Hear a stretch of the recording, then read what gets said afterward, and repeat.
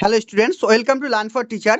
তো আজকে যে টপিকটা নিয়ে আলোচনা করব সেটা কিন্তু খুবই গুরুত্বপূর্ণ তোমাদের জন্য, কারণ প্রত্যেকের মনে একটাই চিন্তা, আমার নাম কি প্যানেলে আছে, আমার কি হবে, আমি কি বাদ যাব না। এটা প্রত্যেকের মনের মধ্যে একটাই কনফিউশন, বা আমি কি সিলেক্ট হয়েছি। এই বিষয়ে তোমাদেরকে আমি আলোচনা করব আজকের এই ভিডিওতে।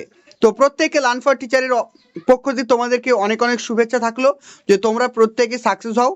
তো আজকে যে টপিকটা নিয়ে আলোচনা করব সেটা হচ্ছে সোমবার রাত্রে কি সত্যি প্যানেল প্রকাশিত হবে, আর 5% অ্যাডিশনাল মানে কি, আর 2022 রায়ের কেসটা কি হবে, আর এখানে কাট অফটা কত যেতে পারে।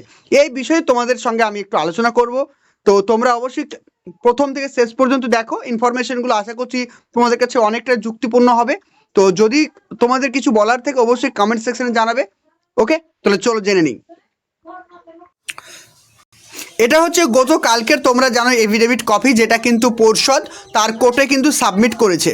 তো সেখানে কিন্তু পর্ষদ তার এফিডেভিট আকারে যেটা বলেছে সেটা এখানে দেখতে পাচ্ছ, যে টোটাল ভ্যাকান্সি রয়েছে 11,758টা।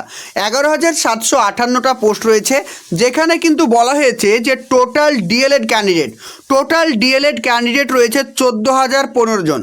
টোটাল ডিএলএড ক্যান্ডিডেট রয়েছে 14,015 জন। এখানে কিন্তু 2020-22কে ইনক্লুড করে, অর্থাৎ 20-22কে ইনক্লুড করে বা 20-22কে ধরে টোটাল ডিএলএড ক্যান্ডিডেট 14,015 জন। এটা কিন্তু মাথায় রাখবে। এখানে কিন্তু এনওএস নাই, এনওএস দেখে বাদ দেওয়া হয়েছে, এনওএসরা কিন্তু এর মধ্যে ইনক্লুডেড নাই, এটা কিন্তু মাথায় রেখো। তারপর চলো, তারপরে এখানে আবার কি বলছে দেখো, এখানে বলছে যে 2020 আগে যারা 2020 আগে যারা ডিএলএড কমপ্লিট করেছে তাদের টোটাল স্টুডেন্ট, তাদের টোটাল ক্যান্ডিডেট রয়েছে 11,327।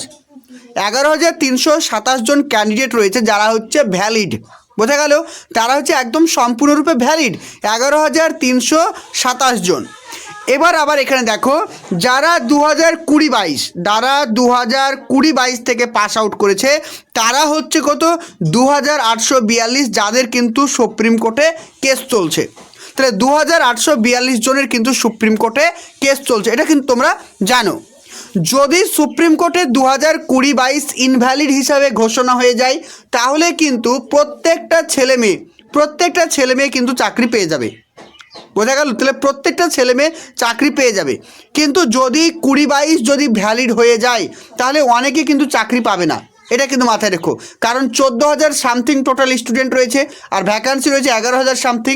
তার মানে বুঝতে পারছো, প্রায় 3,000 জন ক্যান্ডিডেট প্রায় বাদ যাবে, এটা স্বাভাবিক, তারা মেরিট লিস্টে আসতে পারবে না। এবার এখানে আরেকটা জিনিস তোমাদেরকে বলে দিই, দেখো এখানে বলা হয়েছে যে এখন যে প্যানেলটা তৈরি করা হয়েছে ড্রাফট প্যানেল, সেখানে কিন্তু 9,533 জন কিন্তু মেরিট লিস্টে আসতে পেরেছে। 9,533 জন মেরিট লিস্টে আসতে পেরেছে, বাকিরা কিন্তু মেরিট লিস্টে আসেনি। তাদেরকে কি করা হবে, যে ভ্যাকান্সিগুলো পড়ে থাকলো, অর্থাৎ কি 11,765 জন ছিল, সেখানে থেকে এই 9,533 জন বাদ দিয়ে যে পোস্টগুলো পড়ে আছে সেগুলোর উপর নিয়োগ করা হবে। 2020-22 যদি ভ্যালিড হয় তাদের সঙ্গে ওদের একটা আবার প্যানেল তৈরি হবে।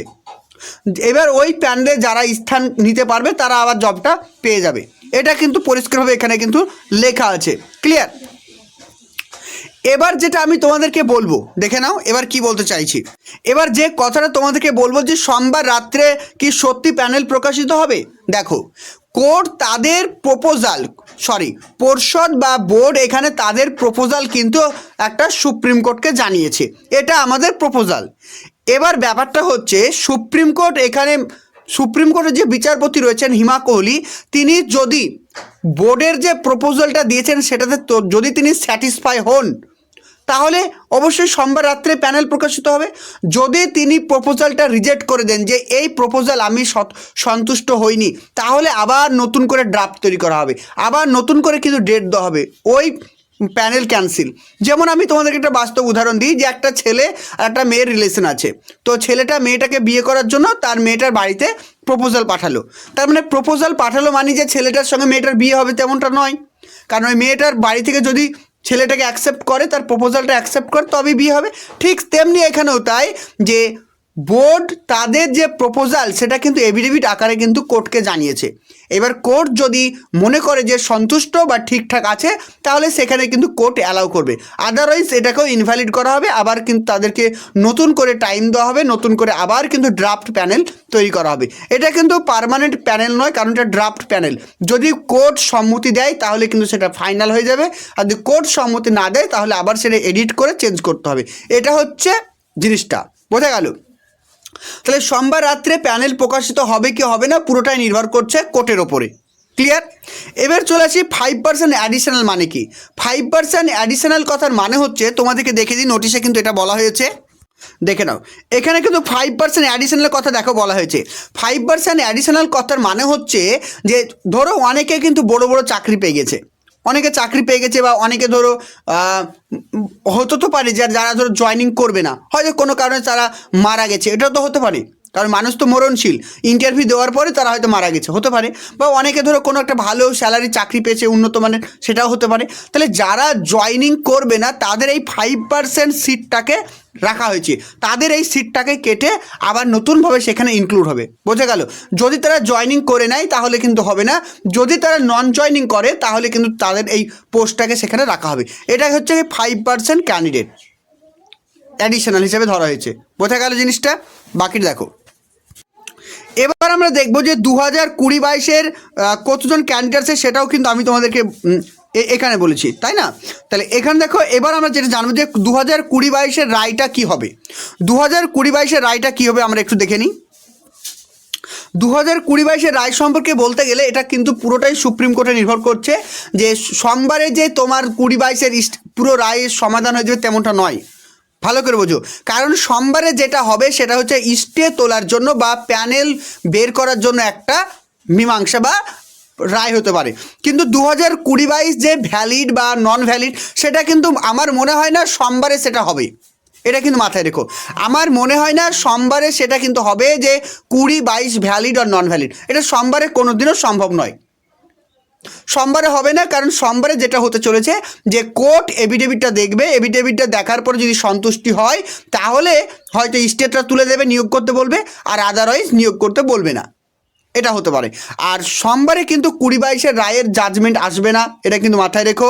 আমি যতটা মনে করছি ততটাই বললাম, সোমবারে আসবে না, এরপরে আবার তাদেরকে ডেট দেওয়া হবে, তাদের কেসটা ভালো করে শোনা হবে, তারপরে সেটা কিন্তু বিচার করা হবে, এটা কিন্তু কথা। ক্লিয়ার? এবার চলে আসি কি কাট অফ কত যাবে। দেখো এখানে কিন্তু আমরা দেখলাম যে 2017 ছেলে মেয়ে বা 2014 ছেলে মেয়ে কিন্তু ম্যাক্সিমাম কিন্তু প্যানেলে নাম চলে এসেছে, তাই কাট অফ খুবই কম যাবে। যদি জেনারেল দেখি, আমার যতটা মনে হচ্ছে জেনারেলের হয়তো তোমার খুবই কম আসবে, যেমন ধর আমি বলতে পারি 27 থেকে 28-এর মধ্যে জেনারেল থাকবে, 27 থেকে 28-এর মধ্যে জেনারেল থাকবে। ওবিসি বি ওই 26, ওবিসি এ 25 এরকম, আর এসসি এসটি তো প্রায় ওদের হয়েই যাবে কারণ ওদের স্টুডেন্টও কম, ঠিক আছে? এটা হচ্ছে আমার যতটা আইডিয়া, ওই তোমার 27-28-এর মধ্যে কিন্তু জেনারেল কাট অফ থাকতে পারে, আর ওবিসি বিদের ওই 26-27-এর মধ্যে, আর ওবিসি এদের 25-26-এর মধ্যে না। কারণ এটা আমি এইভাবেই বললাম কারণ ম্যাক্সিমাম ছেলেমেয়ের কিন্তু হয়ে যাচ্ছে, বোঝা গেল? ম্যাক্সিমাম ছেলেমেয়ের হয়ে যাচ্ছে। এবার তো এটা তো বলা সম্ভব নয় যে বাকি যারা তোমার একাডেমিক স্কোর কত আমি কিভাবে জানবো, ঠিক না? ধরো একাডেমিক স্কোর যদি সবার অনেক কম হয় তাহলে অটোমেটিক্যালি কাট অফটা কমে গেল।